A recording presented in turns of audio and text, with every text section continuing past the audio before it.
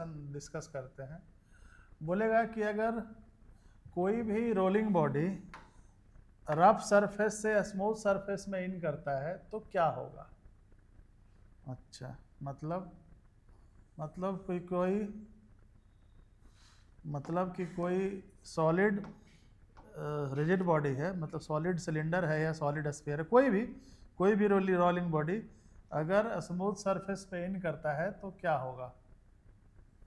ठीक है, मतलब तो फिगर ये है, मतलब ये बोल रहा है कि यहाँ तक सरफेस रफ है, फिर इधर सरफेस स्मूथ है।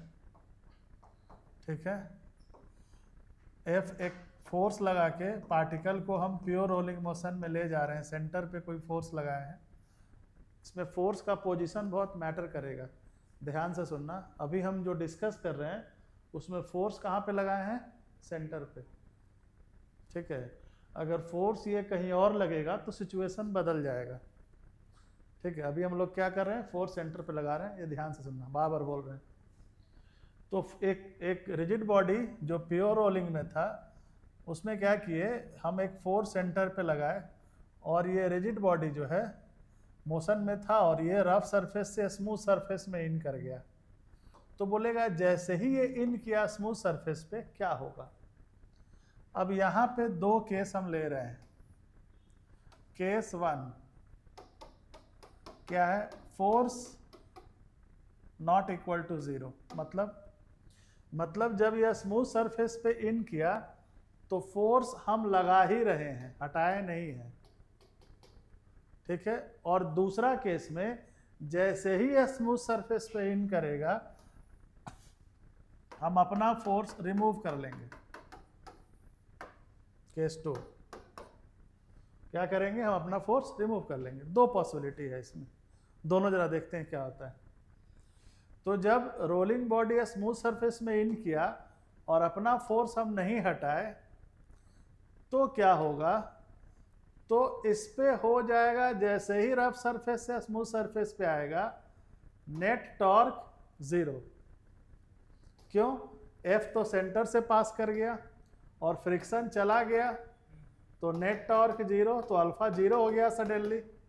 लेकिन इसके पास ओमेगा तो रह जाएगा, अल्फा 0 हो जाएगा लेकिन ओमेगा तो रहेगा, पहले से ओमेगा था ना, अल्फा था तो ओमेगा भी तो रोल ही करता हुआ रहा था ना।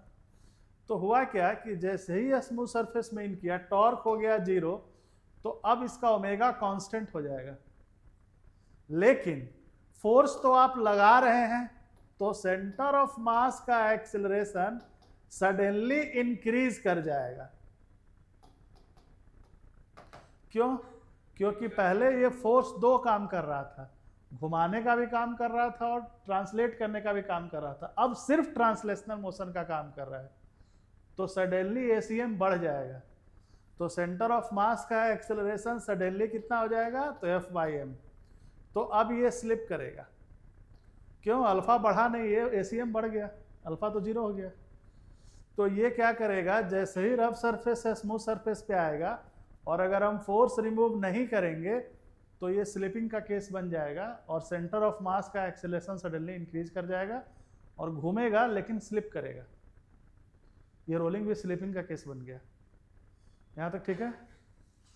अब अगर जैसे ही ये स्मूथ सरफेस पे आया हम ये फोर्स रिमूव कर लिए, केस 2, समझ गया ना। अब हम ये फोर्स को रिमूव कर लिए, तो रिमूव करें तो क्या हुआ, तो टॉर्क तो अभी भी 0 हो गया, पहले भी 0 था अभी भी 0 है, लेकिन अब एसीएम भी 0 हो गया। मतलब प्योर रोलिंग का कंडीशन है स्मूथ सरफेस पे, मतलब जो इसका उस समय VCM और ओमेगा होगा वही रह जाएगा, चेंज नहीं करेगा। मतलब यह स्मूथ सरफेस पे प्योर रोलिंग मोशन में जाएगा।